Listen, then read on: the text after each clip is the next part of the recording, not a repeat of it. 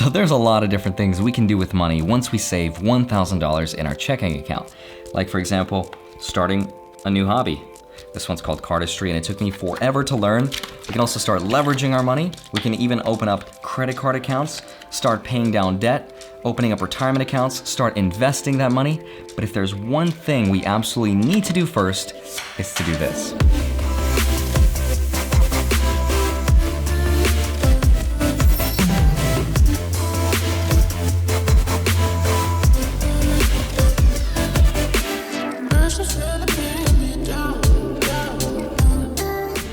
Abundance mentality makes you feel rich, and now you know what the A7S III 240 frames per second looks like.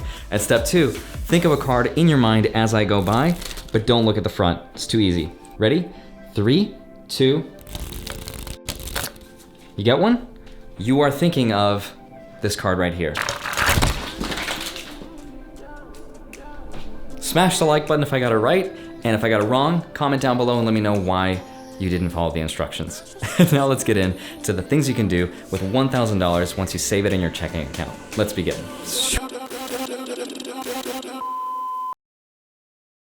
Hi, my name is Andrei Jikh. Hope you're doing good. Hope you're feeling well, and as well as anyone can feel in 2020. And I miss this face right here, which is weird to say because I'm looking at a lens that's reflecting back my own face, so I guess I'm a narcissist. And if you have $1,000 extra to your name, then this is what I would do. Let me show you with where I'm at right now. This is my Robinhood dividend portfolio. I don't show this to show off. I'm just showing you my progress because I make these videos once a month to update you where I'm at. Because I started with $1,000 and it took me 6 years to get to this point. And as you can see on screen right now, this is how much money I'm collecting every single month from this portfolio without actually selling any stocks. We're just holding on to them, which is pretty cool. Hopefully this year I'll break the $7,000 figure, and maybe next year we'll get to $10,000 or maybe even $1,000 a month consistently. That's the goal, is to make money while you sleep, which is ironic because we spend so much of our time converting it into money, but then converting our money back into time. But before we get to this point, there's a few steps we need to take, which is what this video is all about. So without further ado, let's start with step 1. Figure out how much money you need. It's really funny because I made a video, which performed horribly by the way, so don't go watch it, where I went to my local university and I asked freshmen, seniors, even finance majors, how much money they thought they needed to be retired for life. And the answers I got were hilarious. 100 million. I feel like 10 million, I don't know. 10 trillion. 10 mil. If I got like maybe 200,000, that would be good the rest of my life. Like $20 million, and I still feel like that's a little too little. $350,000? 80,000. I would be chill, like somebody gave me $20. Out of the couple dozen people that I asked, 2 to 3 knew what they were talking about, which goes to show you that the education system doesn't teach us this stuff, because the real answer is this. It's gonna get a little complicated, but I promise I'll break it down. If we use the Bureau of Labor Statistics, people ages 65 and over are spending roughly $50,860 in retirement per year. Now, if we do the monthly on that, that's around $4,238. But if we work backwards and use that same 4% rule, and we divide $50,860 by 0.04, move the decimal over 2 spaces, we get roughly $1.27 million, which is how much money you need saved and invested for a relatively safe 30-year retirement. But that is not the full accurate picture because we also need to take into consideration Social Security once we reach retirement age. The average Social Security paycheck is $1,514, which is $18,168 per year. If we subtract that from the original $50,860, we get $32,692. And the 4% rule for that, by dividing $32,692 by 0.04, we get $817,300. So technically, that is the real number that we need saved and invested, assuming we wanted to retire the average age, which is 65, and we took into consideration Social Security income, assuming that it's around by the time we reach the age of 65. And yes, this does take into consideration inflation as well, but that number can actually be a lot lower, assuming you have more cash to spend during tough times, or you get a part-time job, or better yet, you can live on being a little bit more lean. Like instead of eating steaks, eat Tide Pods. So the second step is, now that you know the rough objective amount, which is about $1.3 million without Social Security and around $820,000 with Social Security, is to compare that versus how you're spending money right now. It's really interesting because it's going to inform you what your progress is looking like right now. So take into account the big three, which is your housing, your food, and your traveling. And that includes, of course, your car expenses like insurance and any monthly payments you're making on the car. So as soon as you do this, also make sure to do the extra credit parts, which is entertainment, Hulu, Netflix, Puzzles and Dragons. Yes, I still play that stupid game. So add everything up per month and then multiply it by 12. So for example, if you spend $3,000 a month, take that, multiply by 12, $36,000, and multiply that number by 25.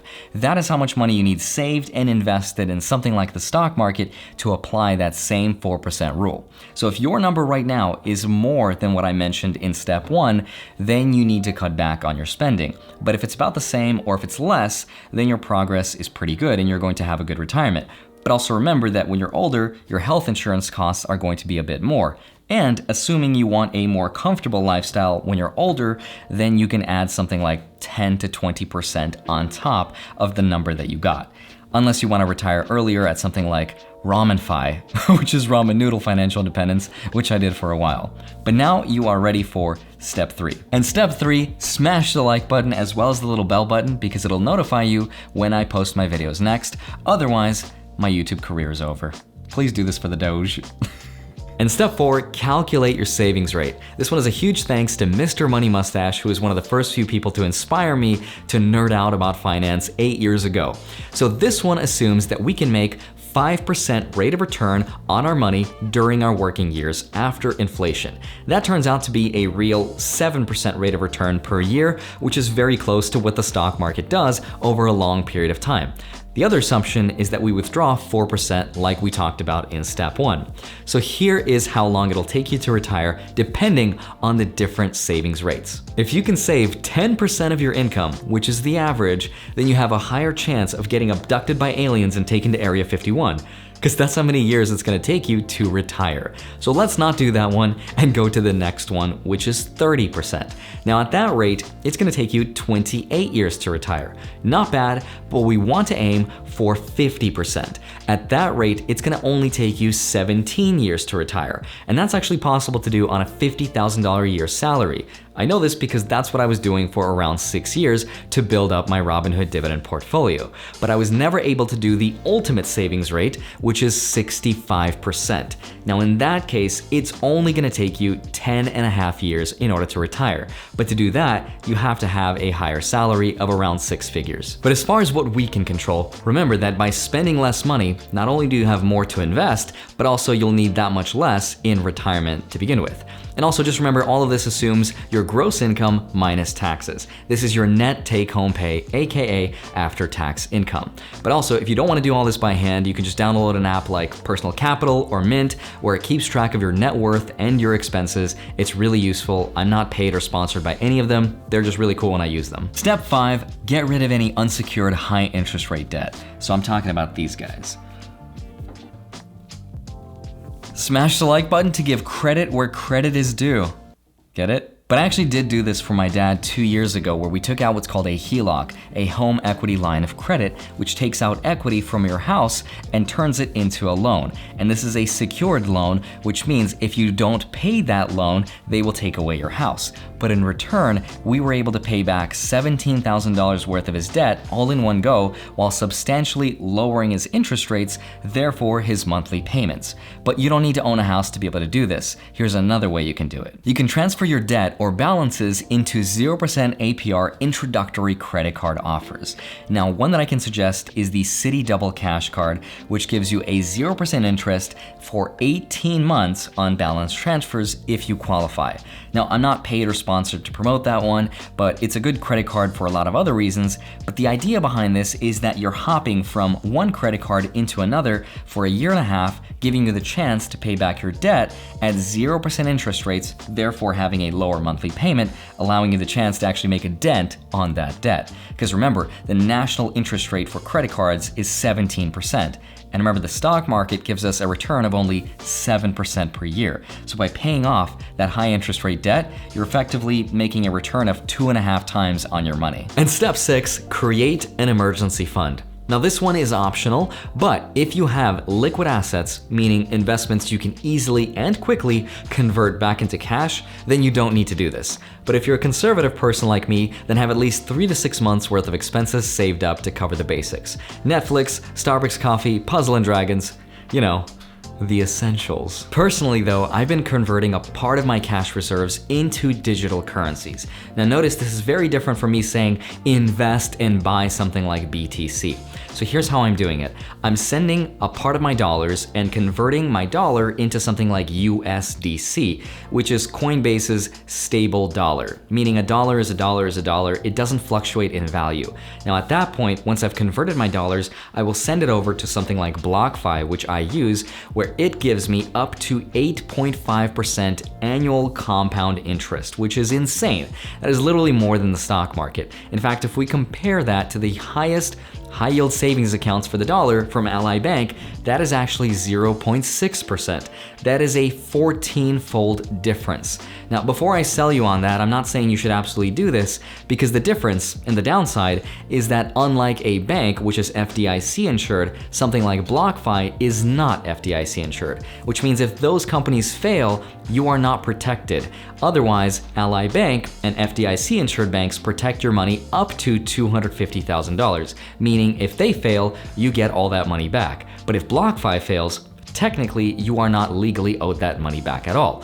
So that is the risk difference, but for me it is worth it and I'm getting paid 8.5% interest. But it's an option that I at least want you to know about. And step 7, I would be remiss if I didn't mention opening up a Roth IRA account. Do this as soon as you possibly can, because the more time you have on your side, the more your money compounds tax-free in retirement. This is an awesome account. You can open it up with M1 Finance like I did. You could do this with Robinhood. You can even do it with Webull. If you deposit at least $100 with them, you will get 3 free stocks, 2 of which could be valued up to $1,600 each. This promotion ends at the end of this month, so links down below, but please do this as soon as you turn 18. You owe it to yourself. Now, once you've done that though, I can't legally tell you how to invest or which stock you should buy and give you any investing advice, but if it were up to me, then this is the stock that I would continually buy every single month.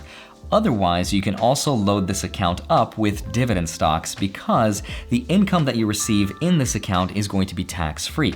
So the idea is, once you've set up this account, once you purchase dividend stocks inside of this account, you'll start to receive that income, which you will then use to reinvest and buy more stocks with, and that's going to be tax-free, which is awesome because it also reduces that number we talked about from step 1. Now, step 8, with all the money that you have left, assuming you didn't use it all to pay down high interest rate debt, which is a priority, assuming you already maxed out your Roth IRA, which is a priority, assuming that you maybe built yourself an emergency fund, which is optional, and with all the money you have left, you've transferred it to a high yield savings account, which is optional, then this next step, there's 2 things that you can do.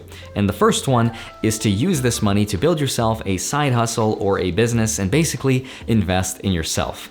Now, I've always sold myself short. If I was a stock, I'd be GameStop, because that's like the most shorted stock in the world.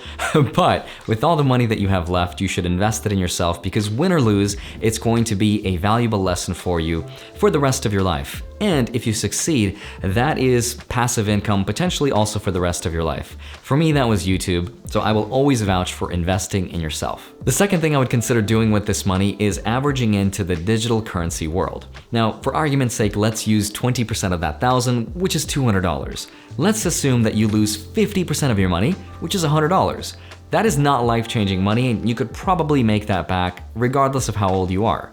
But if you ended up being right, that $200 could 10x to 50x in the next 2 to 3 years. And that could be life-changing money that could help you pay down debt or even start a new business. So from that perspective, I think it's worth it. And while I think most people would think this is silly, I guess I'll quote Gandhi in saying that first they ignore you, then they laugh at you, then they fight you, and then you win.